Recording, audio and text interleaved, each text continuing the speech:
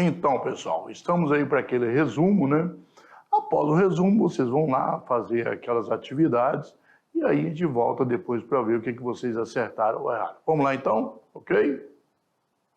Tá aí, ó, modelo atômico, né? Então nós estamos trabalhando com a aula 6.2. O modelo atômico, ele teve aí quatro, né? No início teve quatro momentos que tentaram explicar, né? Nós tivemos aí o primeiro modelo de Dalton, aí depois, mais tarde, veio Rutherford, né? E montou um modelo tipo o sistema solar, onde no sistema solar você tem o Sol, os planetas girando em torno, então nós temos, na verdade, aí esse modelo. E, em seguida, veio, né, o Bohr e complementou, até trabalhava com Rutherford, e complementou esse modelo que tinha algumas situações que não eram bem explicadas, né? Aí, sobre a questão da física que a gente estava trabalhando. Então, o nível energético, Bohr coloca que tem um nível energético fundamental, é o nível energético N igual a 1, né? 1 ao quadrado é 1, então seria menos 13,6 elétron-volts, é o nível fundamental. E a partir daí os outros níveis, né? Nós vimos aí que a frequência, por exemplo, se você tinha uma energia inicial menos a energia final, dividido pelas constantes de Planck, você acha a frequência em cada nível que nós temos aí do elétron nessa eletrosfera, ok? Olha, a experiência de Frank e Hertz, né? Hertz é muito conhecido por vocês já no segundo ano, trabalhando em ondas, né? Então, nessa experiência, as linhas espectrais tinham evidência a favor da existência de subníveis. Isso em química vocês viram muito bem os níveis e subníveis, né? Então aí montou toda uma série, tem várias séries aí de Balmer, Lyman, Paskin, Breck, né? Pum. Então, todas essas séries aí ajudaram, na verdade, são órbitas permitidas, né, para um elétron no modelo de Bohr. Então, na verdade, isso é o átomo de hidrogênio, né, onde eles trabalharam no átomo de hidrogênio, tá? Então, o diagrama dos níveis de energia está do lado aí, né?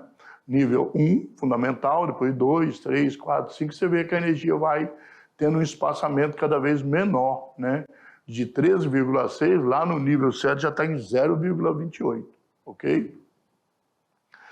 Aí surgiu o desafio da física no século XXI, a busca pelo átomo realmente, porque antes tinha uma ideia, primeiro um átomo indivisível, a palavra átomo vem de indivisível, né? Do grego.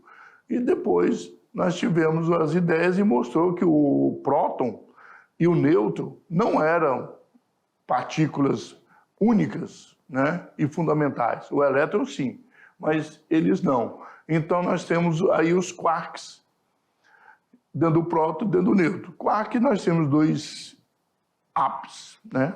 No próton forma dois quark up e um quark down. No nêutron, o contrário, dois down e um up, certo? Aí nós vimos que nós temos aí as partículas, subpartículas, né?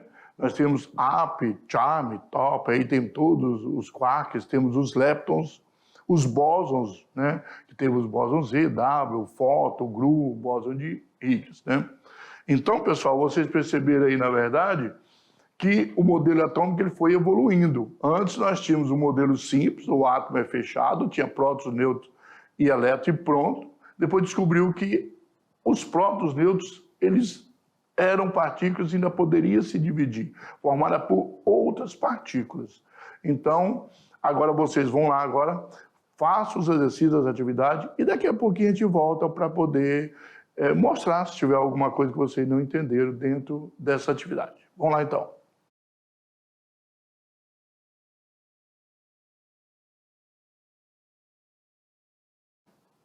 Tirando dúvidas, né? Vocês fizeram as atividades, estiveram lá, fizeram tudo, e agora nós vamos dar uma olhadinha e tirar alguma dúvida que vocês possam ter para cada exercício que vocês fizeram, cada atividade. Então, vamos lá então. Olha bem, tá lá, tirando dúvidas, né? Atividade de sala. E Questão número 1. A questão número 1 era uma questão que fala sobre o modelo planetário de Rutherford, nós falamos aqui agora, né? Ele foi aceito apenas parcialmente. Por quê? Por que que não foi totalmente aceito aquele modelo planetário? Nós vimos que teve algumas restrições no meio científico, né? Quando ele propôs aquele modelo. Primeiro, será que é porque os elétrons deveriam perder energia orbitando em torno dos prótons? Porque o Rutherford falava que a energia era contínua. Ele está sempre irradiando energia. Se está irradiando, está perdendo. E se ele vai perder energia, ele deveria, na verdade, ir perdendo e se aproximando do próton. Então, essa era uma contradição, né? Segundo, que os elétrons não têm massa suficiente para orbitar em torno dos prótons. Nós sabemos que a massa aí não interfere nesse caso, é que a massa dele é muito pequena já. Já era muito pequena, né? 2.000 vezes menor que a do próton. E que os elétrons colidiriam entre si ao orbitar em torno dos prótons. Nós vimos que mesmo até hoje nós não temos essa colisão entre os elétrons. Poderia sim, segundo aquela teoria, vir a colidir com os prótons, elétrons com prótons, mas não elétron com elétron, né? Então a gente percebe aí que é uma questão bem tranquila, uma questão teórica, aonde você está falando do modelo planetário de Rutherford. E por que que ele foi só aceito parcialmente, não inteiramente? Então, olha bem, será que se apenas a afirmativa 1 e 2 forem falsas, só a 2 e a 3 forem falsas? Ou 1 e 3 forem falsas, ou todas forem verdadeiras, ou todas forem falsas? Então, nós vimos ali que, na verdade, só aquela primeira ali que era verdadeira. A 2 e a 3 não tinha nada a ver com o sistema de Rutherford, na verdade, né? Então, nós vimos aí, nós temos a questão aqui. Então, seria a letra, voltando aqui.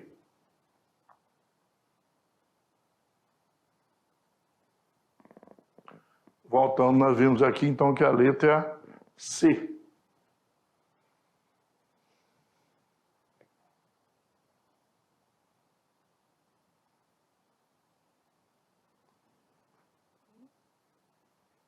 A letra C aqui. Tá um pouquinho descalibrado aqui, mas a letra C, ok? Então, nós vimos aqui que seria a letra C. Vamos ver aqui a caneta, calibrando direitinho aqui. Mas a letra C, tá, pessoal? Então, nós temos aqui o nosso passo aqui.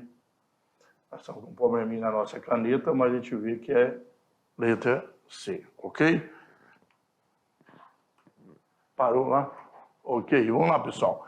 Então, essa questão número 2 fala que a figura abaixo ela mostra os níveis de energia do átomo. Agora vamos trabalhar os níveis de energia, então, ok? Então, nós estamos trabalhando o nível de energia do átomo de hidrogênio, como nós falamos antes, sempre o átomo de hidrogênio, tá?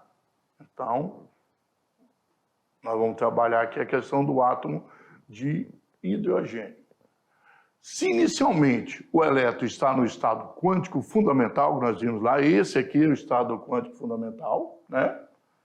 Onde N é igual a 1, e que é a menor energia. Qual a sua energia cinética após o átomo ter sido ionizado por um fóton de energia de 20 eletronvolts? Olha bem, nós podemos ver que aqui nós temos com 13,6 eletronvolts e vai ser com 20. Então vai ter uma diferença. É só uma questão simples aí, não precisa preocupar. Você só tem que fazer esse cálculo bem tranquilo da relação da energia que ele vai receber e com a energia que tinha no estado fundamental. Aqui fala, estado quântico fundamental, que é o de menor energia, que seria este aqui. Bem tranquilo, tá bom? Então, não precisam preocupar aqui, na verdade, com isso. É bem simples, não tem uma dificuldade muito grande aqui, tá? Então, olha bem, qual desses seria, na verdade, essa diferença de energia, né? Então, é bem simples, ó. No estado fundamental, o elétron tem uma energia igual a 13,6 eletronvolts, né? Logo, Se você recebeu a energia de 20, a energia cinética, é a diferença entre energia inicial e final, né? Não tem nada a ver com aquela equação da frequência, estamos só da variação de energia. Energia final, 20, menos inicial, 3,6. Simples. Está aí. A energia cinética seria a energia de 6,4 eletronvolt. Então, 6,4 eletronvolt, letra D. Então, é uma questão bem simples. Só você prestar atenção. Pessoal, olha bem. O que vocês precisam aqui nesse caso é prestar atenção da energia do nível fundamental, que seria 3,6, e aquela energia que ele recebeu, né, que foi de 20. Só diminuir, bem simples, essa energia cinética. Correto? Então, vamos lá. Nós temos agora uma questão de Enem. Essa questão, ela trabalha de uma maneira bem... falando sobre uma coisa que nós vamos ter numa aula para frente, que é os chuveiros penetrantes, que seria a questão dos neutrinos, né? Lembrando que chuveiro penetrante, nós tivemos um trabalho de um grande brasileiro, que é César Lattes. Em 1990, transcorreu o cinquentenário da descoberta dos chuveiros penetrantes. Centenário, 100 anos. Nos raios cósmicos, uma contribuição da física brasileira, igual eu falei, não só César Lattes, como tinha outros físicos envolvidos aqui, Pitangui, muitos outros aí, que alcançou repercussão internacional, né? No estudo dos raios cósmicos, são observadas partículas chamadas pions. Vocês viram agora há pouco, mostrei para vocês no resumo aí, várias subpartículas. Considerando um pion com carga elétrica mais E, se desintegrando, se dividindo, né, em duas partículas. Um muon, que tem uma carga elétrica também de mais E, e um neutrino. De acordo com o princípio de conservação da carga, o neutrino deveria ter carga elétrica. Pessoal, olha bem, o neutrino, ele teria que ter aí, no caso, uma carga elétrica com uma relação direta com o pion. O pion se subdividiu, o muon recebeu uma carga e o neutrino a outra. Se o mu tem uma carga mais E, o pion também tem uma carga mais E, quer dizer que as cargas deles são as mesmas. O mu tem a mesma carga do pion. E o neutrino, então? Que carga sobra para o neutrino? Já que a carga total precisa ser conservada. Nós vimos lá quando falamos dos quarks, por exemplo, né? Durante a aula nós falamos dos quarks, e quando você somava dava sempre zero, neutro. Nesse caso, que o mu tem a mesma carga do pion, ele só pode ser, né, pessoal, nula, né, ter zero. Porque zero mais E é igual a mais E. Então, voltando lá, vocês podem perceber que é uma questão bem simples. Vamos lá, então. Olha bem, é uma questão bem simples. Ele tinha mais E, nós tínhamos aqui o valor de mais E, né? Olha bem, o pion, ele tem mais E. Mas o muon também tem mais E. Então, o que é que sobrou? Nada. Então, só pode ser nula, correto? Bem simples, não tem que estar com muita coisa. São questões que caem no Enem aí e que estão relacionadas com isso aí, tá? Então, olha bem, é uma questão nula. Vai ser nula por isso.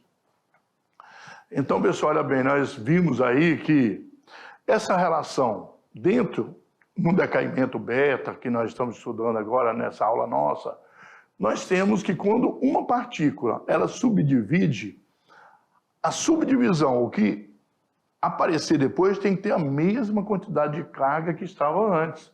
Então, você precisa perceber que antes você tinha uma quantidade de carga, depois tem que ter outra, a conservação da carga. Nesse caso, o pion tinha mais E, o muon também mais E, só sobrou zero para o neutrino. E o neutrino nós até vimos durante a aula que ele realmente tem carga nula, né? É como se fosse um pequeno neutro, que é aquela parte do neutro que sobra. Nós vimos falar aí um pouquinho de massa que sai. Então, durante a aula nós comentamos sobre isso, beleza? Então, pessoal, agora nós vamos dar uma olhadinha aqui, que nós temos para vocês, vamos lá? Nós temos um material complementar. O que é o material complementar? Aquele material que você vai assistir para poder complementar a sua aula. Nem tudo nós passamos aqui na aula. Aqui fala que Marcelo Gleisi explica o bóson de Higgs, ou chamado partículas de Deus. Já ouviram falar muito isso, mas é bom vocês assistirem nesse vídeo, porque esse vídeo é um vídeo mais técnico, né? Científico. Então ele tem só 11 minutos, você pode assistir tranquilo pelo celular, já que é do YouTube, e aí você consegue assistir. Foi o acesso, está escrito abril de 2021, mas a gente conferiu de novo e ele ainda está no ar. Tá tranquilo aí, você pode assistir, né? Ele é de 2012, mas para o nosso assunto, ele é muito importante. Ele é um assunto importante. Então, assista esse vídeo, tá? Esse vídeo é muito bom e vai complementar o estudo disso que nós falamos aí. Então, pessoal, olha bem. Olha bem, pessoal. Nós temos aí, na verdade, o quê?